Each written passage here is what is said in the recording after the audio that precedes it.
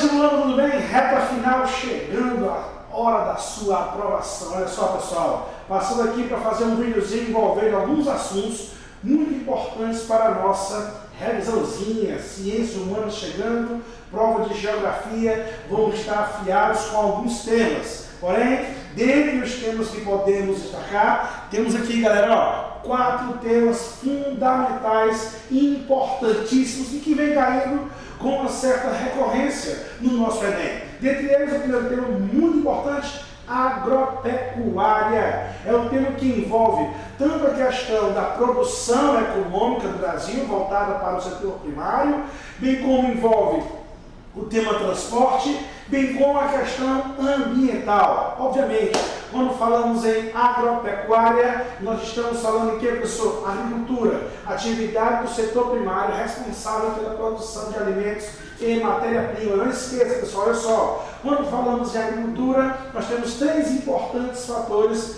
que devemos salientar. Dentre eles, quais são? O fator terra, que é o espaço disponível para a produção agrícola, onde nos países ricos geralmente é um fator que tem menor quantidade disponível para a produção, diferentemente dos países em desenvolvimento, pelo fato de serem menos industrializados, menos urbanizados, vão ter terras mais disponíveis para a produção. Fator trabalho, mão de obra, a mão de obra empregada, utilizada na produção agrícola. Quando observamos os países ricos, essa mão de obra ela é em pequena escala. Além de ser em pequena escala, é o que, professor? Ela é uma mão de obra geralmente qualificada, beleza? Tem uma certa qualificação, já que o trabalho na agricultura nos países ricos é um trabalho onde você vai ter o emprego de uma certa tecnologia de máquinas, diferentemente dos países em desenvolvimento.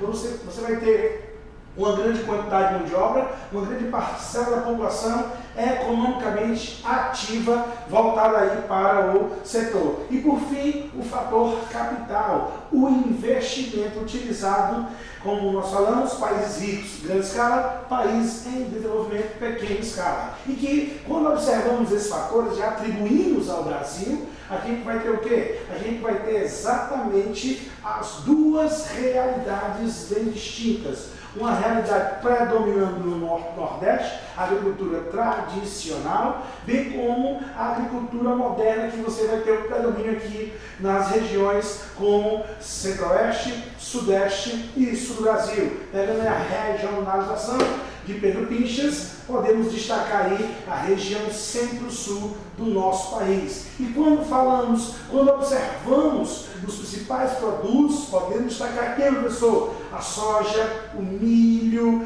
podemos também falar sobre laranja, café, que são produtos que têm grande produção e também que são voltadas para o mercado internacional. Uma agricultura trabalhada pela comercial, a agricultura patronal, as grandes empresas atreladas ao agronegócio. Já quando falamos em agricultura familiar, vai ser aquela que você vai ter uma grande relação com os produtos que são consumidos no mercado interno, os produtos que vão aí diretamente para a mesa dos brasileiros. Ainda falando um pouquinho sobre esse tema agropecuária, traz agora a pecuária como destaque, podemos observar 2 diferenças importantíssimas quando falamos em pecuária intensiva e pecuária extensiva, que é diferente quando falamos em agricultura intensiva e agricultura extensiva. Professor,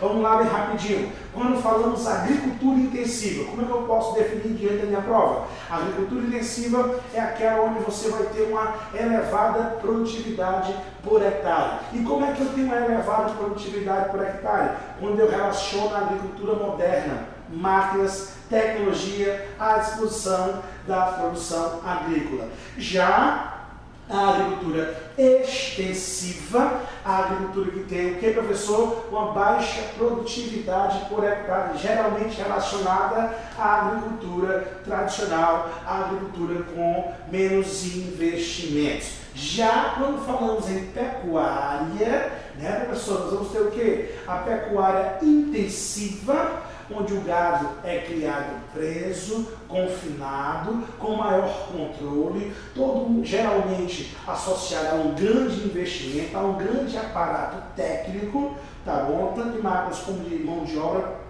qualificada. E quando falamos em pecuária extensiva, estamos falando aí de uma produção onde o gado é criado solto. Porém, quando falamos em gado, galera, muito cuidado. Geralmente as pessoas atribuem gado apenas ao gado bovino. Não, nós temos vários tipos de gado. Vamos ter o gado bovino, o gado suíno, quando falamos em porcos, bem como o gado bubalino, quando falamos em búfalo, equino, cavalo, né, professor? Ovino, as ovelhinhas, professor, muito bem. Além do equino, podemos falar do ovino, do caprino, cabra, também muito importante na região nordeste, por exemplo, bem como outros tipos de rebanho. E podemos também atribuir a produção de aves voltada aí para a questão da pecuária. Beleza? Ok? Porém, quando falamos em agricultura e pecuária, atividades importantíssimas que colocam o Brasil no cenário internacional como um dos maiores produtores e exportadores de diversos produtos, desde a carne bovina, passando aí pela soja, chegando aí ao café ou bem como as frutas tropicais, que vem crescendo muito no Brasil, principalmente na região nordeste, que está gradativamente saindo dessa realidade de agricultura extensiva e se integrando à agricultura moderna, à agricultura intensiva, também voltada para o mercado internacional. Além disso, quando falamos da questão da agropecuária, a gente tem que fazer diretamente uma relação com quem? Com as questões ambientais. Geralmente, quando falamos nesta atividade, nós estamos falando de uma atividade que só cresce no Brasil nos últimos anos, inclusive nos períodos de crise, certo? Quando falamos em agropecuária, estamos falando da atividade que encabeça aí o crescimento econômico nas últimas décadas, né? Quando falamos em agronegócio, que além da agricultura em si, da pecuária em si, é todo um investimento que vai envolver tanto pré-produção, quando falamos em tecnologia, em insumos, em biotecnologia, em transgênicos, seleção de sementes, todo aquele aparato, bem como o pós, né? Da porteira para fora. Quando falamos aí da produção da agricultura e da pecuária, da porteira para fora, a gente vai envolver, por exemplo, a questão da logística, os transportes, rodovia, ferrovia, a questão portuária, que no Brasil ainda é um grande problema, já que boa parte da produção no Brasil, ela é escoada pelo setor rodoviário, um setor extremamente caro que vai aí aumentar os custos de produção, reduzindo a capacidade produtiva do país, bem como lá na ponta, né, lá na estrutura portuária, que também ela não consegue suportar o grande volume que o Brasil possui diante do mercado internacional para onde exportamos, como por exemplo, o grande destaque é a China, o mercado asiático aí em ascensão, tendo aí como nosso maior comprador este país, o segundo país mais rico do planeta Terra, beleza? Porém, toda essa estrutura agropecuária, que envolve tudo que nós já falamos, ela também tem uma relação muito grande com o preço que o país tem que pagar quando falamos em preço ambiental, não preço monetário, né, professor? Por quê? Porque para que o Brasil se transformasse nessa grande potência agropecuária, com destaque internacional, nós tivemos aí que colocar na faixa de corte exatamente os principais, os grandes ecossistemas existentes no nosso país. Desde a época do Brasil colônia, quando começamos a trabalhar com cana-de-açúcar, quando a gente entra na vibe da pecuária, bem como mais recente no Brasil, império no café, e agora, na atual conjuntura, o Brasil continua sendo um grande produtor e exportador de commodities agrícolas e que, infelizmente, de lá até aqui, do início de todo o processo, quando começamos a formar o espaço geográfico brasileiro, sempre com o destino de sermos um país agrário exportador, mesmo urbanizados, mesmo industrializados, nós ainda conseguimos continuar firme nessa pegada de produção no campo. E infelizmente o que restou foi que o país, depois de gerar grandes impactos na região litorânea, com destaque para o desmatamento da Mata Atlântica, que já perdemos aí 95, 96% da vegetação original, de elevadíssima biodiversidade. Hoje a gente tem como realidade, eu falo hoje, já nas últimas décadas, né? Já que o Brasil vem aí se encaixando nessa vibe de produção agrícola moderna, quando a Revolução Verde chega ao Brasil, quando a modernização da produção agrícola chega ao nosso país, anos 60, anos 70, que foi quando começamos a ocupar o que hoje chamamos de Centro-Oeste brasileiro. E o resultado foi, quando pegamos o ranking por região e o principal produto, que é a soja, a região do Centro-Oeste é a maior produção. O estado do Mato Grosso é o que mais se destaca, é o que lidera esse ranking de produção. E infelizmente o preço foi o grande desmatamento, o intenso desmatamento do ecossistema cerrado. Olha só, professor, cerrado hoje, a nossa savana brasileira, um ecossistema de grande extensão, de grande importância para as questões ambientais do Brasil. Hoje, a gente vem perdendo o cerrado numa média de 1% ao ano, professor. Isso é muito intenso, é o desmatamento mais violento, exatamente para que ocorresse a expansão dessas fronteiras agrícolas com destaque para a sojicultura e pecuária bovina extensiva. E exatamente quando falamos em cerrado e Mata Atlântica, nós estamos falando de quem, pessoal? Nós estamos falando dos dois hotspots brasileiros. Cerrado, Mata Atlântica, são dois ecossistemas com elevadíssima biodiversidade, uma grande quantidade de espécies endêmicas que só temos aqui no nosso país e que hoje possuem um elevado nível de desmatamento esse que é praticamente irreversível, já que nós estamos tirando a vegetação original para a expansão das cidades, das estradas, das ferrovias, dos campos de produção, o que gera aí um grande impacto ambiental. E detalhe, essa soja que partiu dos anos 60 lá no Rio Grande do Sul e que hoje chegou em todas as regiões do país, inclusive na região norte. Hoje, quando falamos, por exemplo, em Rondônia, em Amazonas, Pará, estamos falando em 3 estados da região norte, em 3 estados inseridos no domínio amazônico e que também vem sofrendo um intenso desmatamento por conta do avanço aí desta grande produção que vem sustentando o Brasil nas últimas décadas, quando falamos em PIB. Beleza?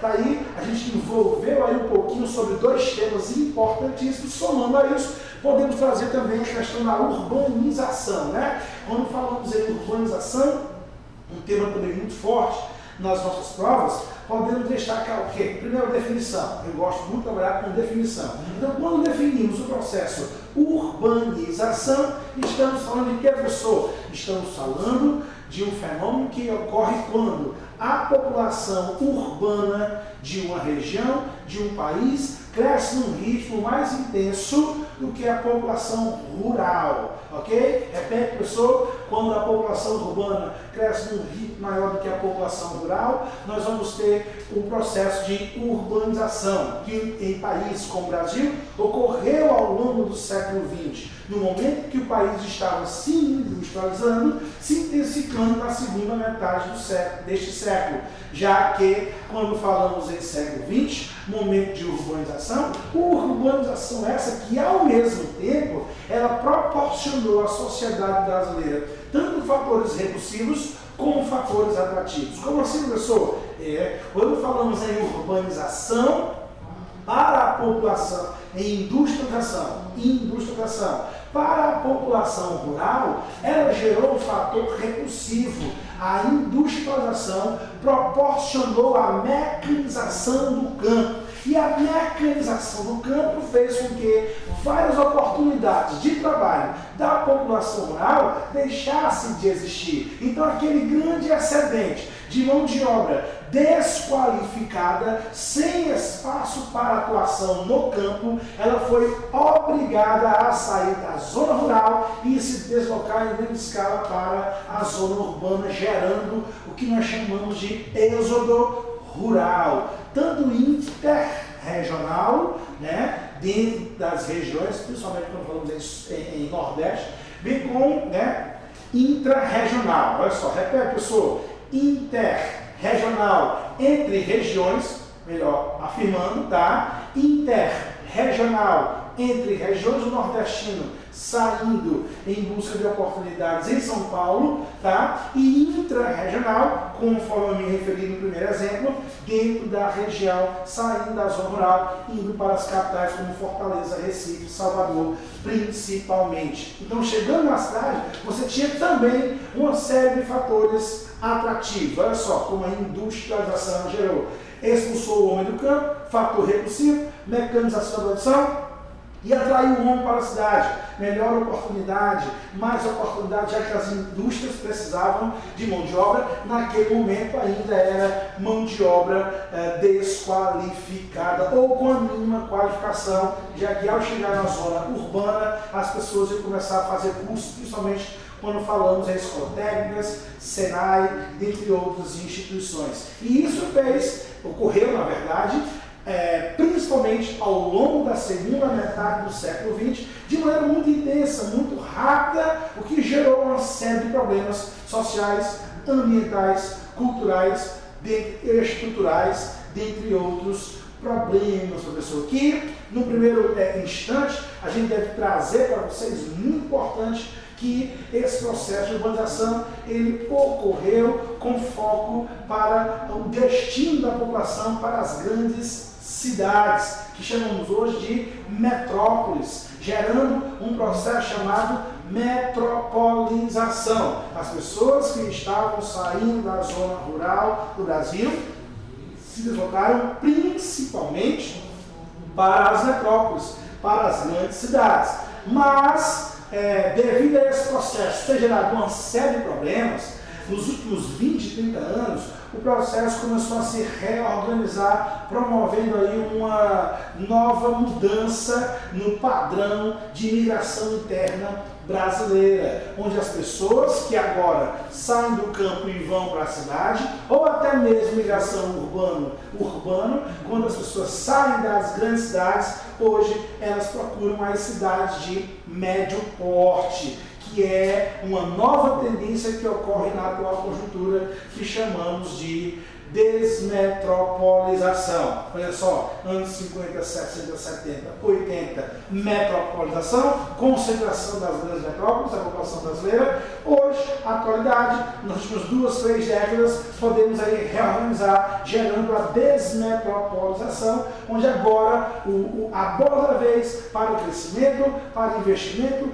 tanto de origem pública como privada, são as cidades de médio porte, são as cidades com população entre 100 mil e 500 mil habitantes. Beleza? E para fechar, trazendo o conceito de geomorfologia, né? Que é o que, professor? Quando a gente estuda a forma de relevo na superfície terrestre. Olha só, geomorfologia é a forma de relevo, é o estudo do relevo. E quando falamos em relevo, estamos falando em quê? No modelado da superfície terrestre, construído pelos agentes internos, como vulcanismo, tectonismo, e alterado pelos agentes externos, modificados pelos agentes externos. Dentre eles, a água temos como um dos principais, como o vento também. E quando falamos em relevo, nós temos o quê? 4 grandes formas de relevo. Vamos ter quem? A planície, que é a forma de relevo onde o processo de sedimentação é superior ao processo de erosão, sempre pensando ao longo do tempo geológico. Temos o planalto, que ocorre de maneira contrária, onde o processo de erosão supera o processo de sedimentação. O desgaste supera o acúmulo. Relembrando, sempre ao longo do tempo geológico, tá? Só um destaque que o Brasil, dentre as 4 grandes formas de relevo, temos 3: planície, planalto e depressão apenas. Com destaque para quem? Para os planaltos, tá bom? Valeu, galera, um forte abraço, até a próxima, tchau, tchau.